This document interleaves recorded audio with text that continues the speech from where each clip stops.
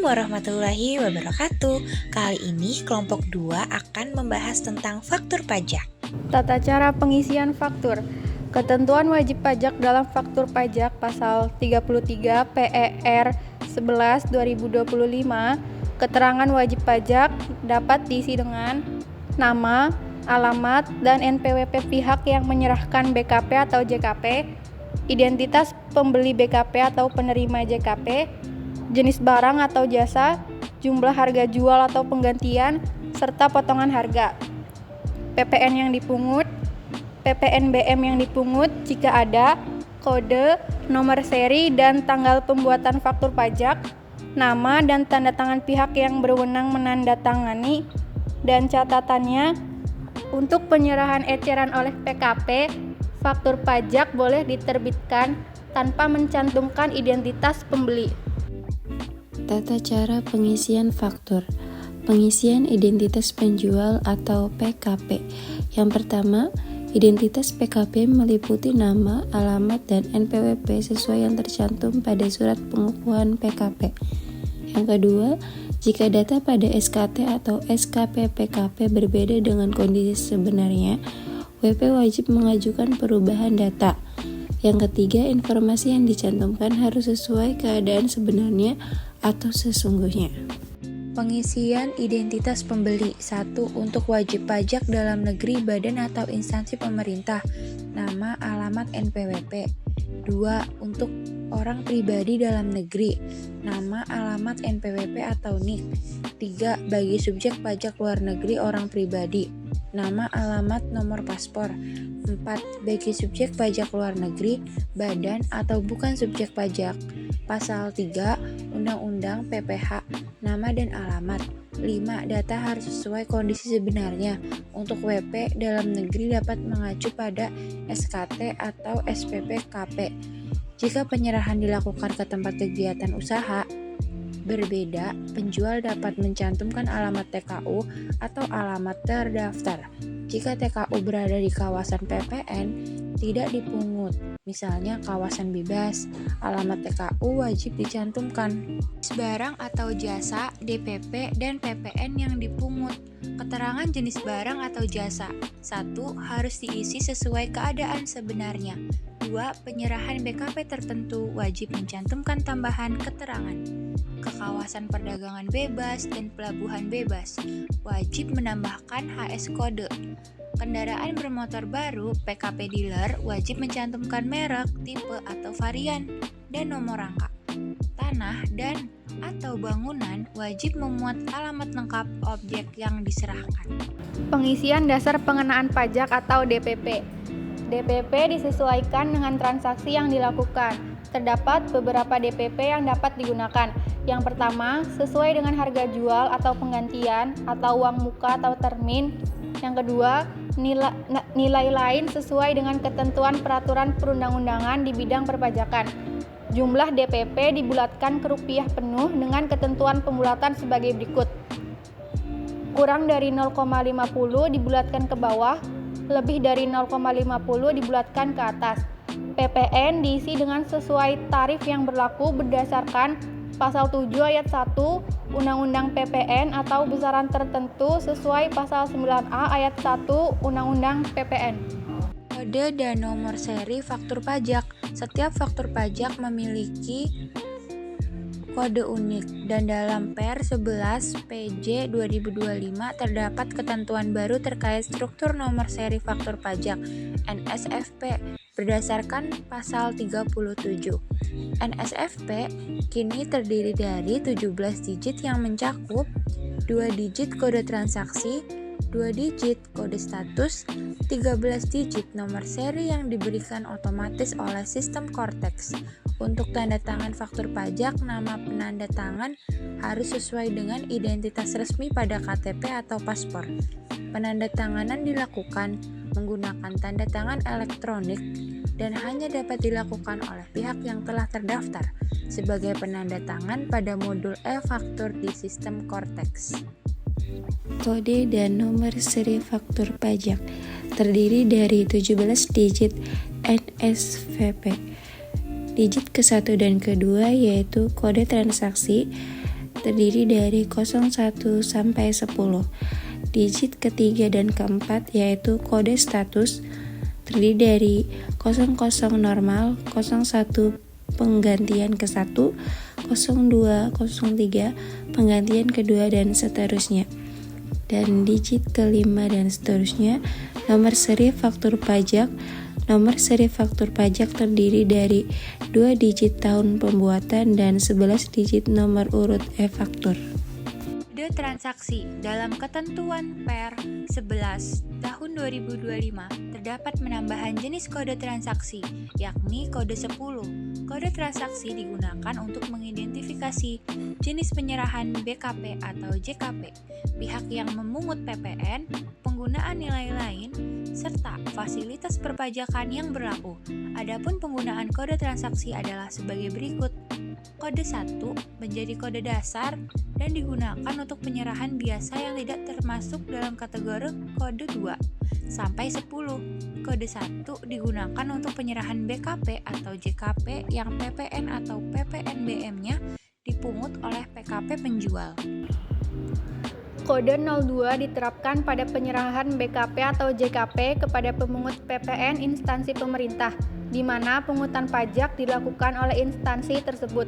Kode 03 digunakan untuk penyerahan kepada pemungut PPN lainnya yang ditunjuk melalui PMK, termasuk perusahaan yang tunduk pada kontrak karya pertambangan batubara. Kode 04 digunakan untuk penyerahan BKP atau JKP yang menggunakan nilai lain sebagai dasar pengenaan pajak sesuai pasal 8A ayat 1 Undang-Undang PPN. Kode dan nomor seri faktur pajak. Kode 05 digunakan untuk penyerahan BKP atau JKP yang PPN-nya dipungut menggunakan besaran tertentu, termasuk pemakaian sendiri atau pemberian cuma-cuma yang DPP-nya ditetapkan sebesar Rp0. Kode 06 berlaku untuk penyerahan BKP kepada turis asing yang menunjukkan paspor dan berbelanja di toko retail yang mengikuti skema pengembalian PPN turis asing. Kode 07 digunakan untuk penyerahan BKP atau JKP yang mendapatkan fasilitas tidak dipungut atau ditanggung pemerintah, mencakup berbagai ketentuan khusus seperti proyek pemerintah hibah utang luar negeri, kawasan berikat, KEK, kawasan bebas migras, aftur, hingga fasilitas strategis tertentu. Kode 08 digunakan untuk penyerahan BKP atau JKP yang mendapatkan fasilitas pembebasan PPN atau PPNBM, termasuk pembebasan atas impor atau penyerahan tertentu, jasa kebandarudaraan dan kepelabuhanan untuk angkutan luar negeri, serta fasilitas untuk perwakilan negara asing atau badan internasional. Kode 09 berlaku untuk penyerahan aktiva yang semula tidak untuk diperjualbelikan, tetapi dijual oleh PKP sehingga PPN tetap dipungut. Kode 10 digunakan untuk penyerahan BKP atau JKP di luar kategori kode 01 sampai 09, termasuk penyerahan yang menggunakan tarif selain tarif umum pasal 7 ayat 1 Undang-Undang PPN. Kode status pada NSFP. Kode status terdiri dari 2 digit setelah kode transaksi.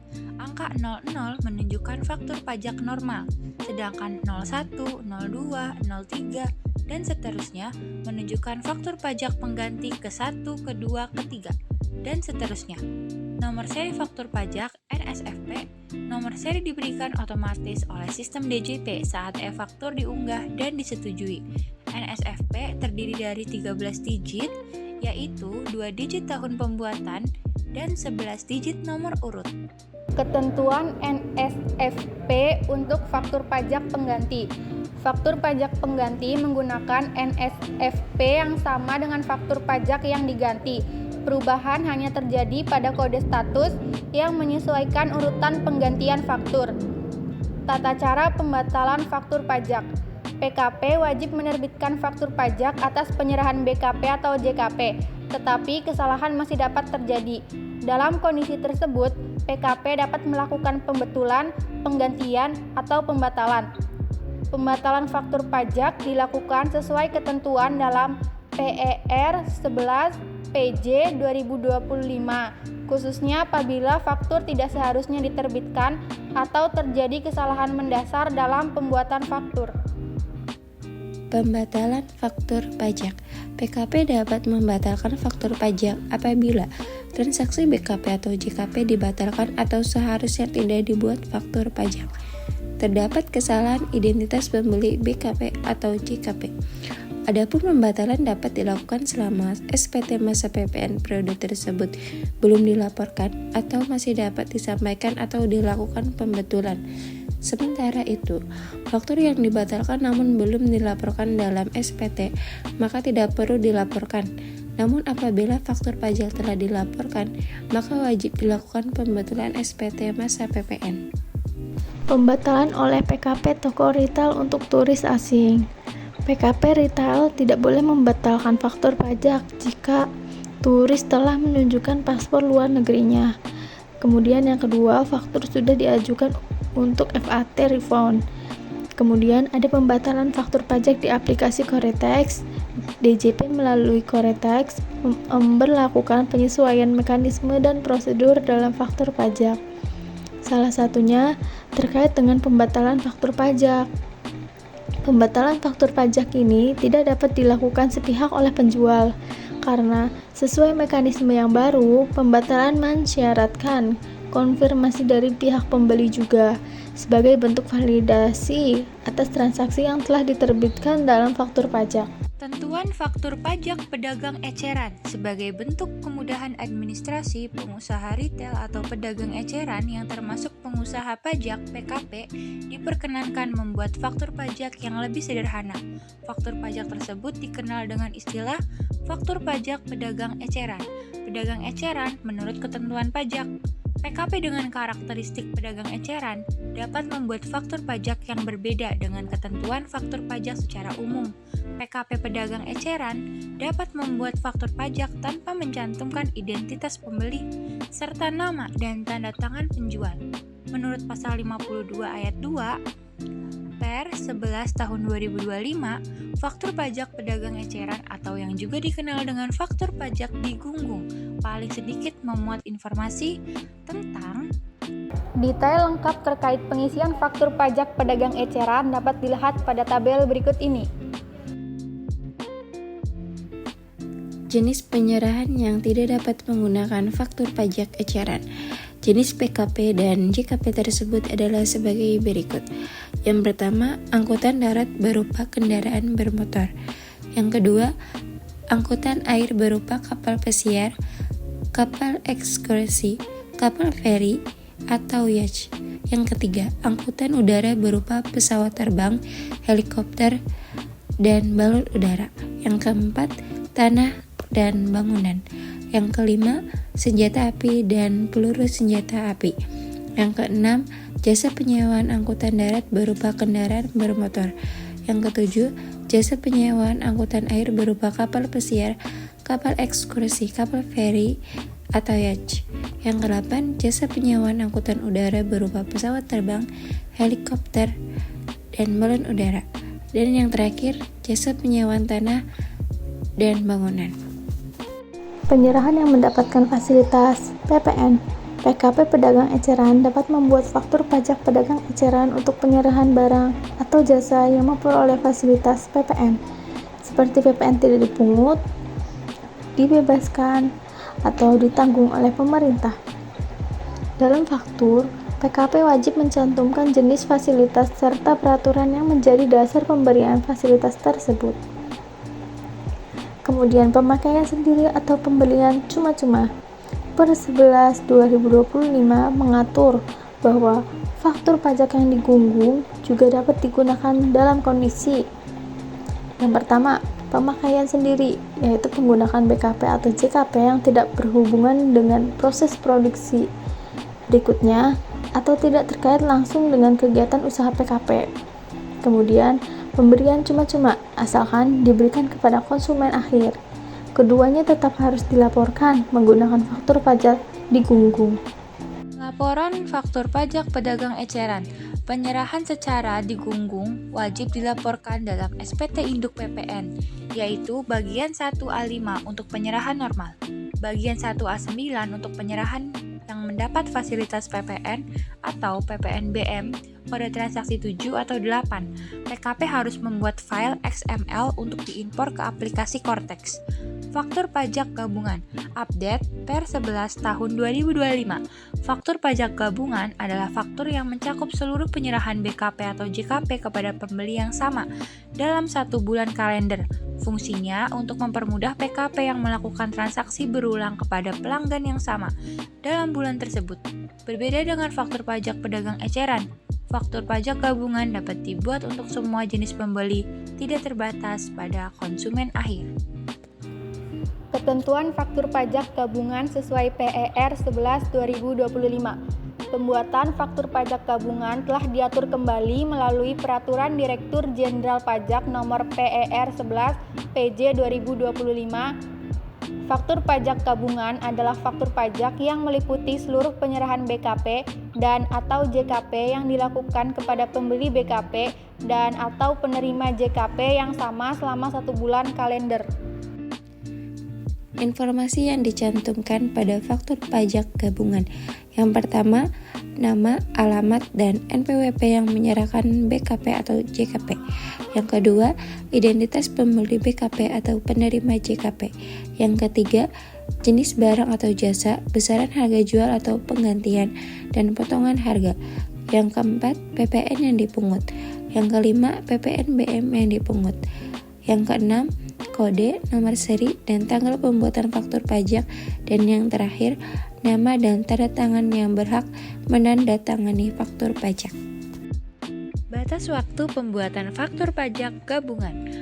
Faktur pajak gabungan harus dibuat paling lama pada akhir bulan penyerahan BKP atau JKP.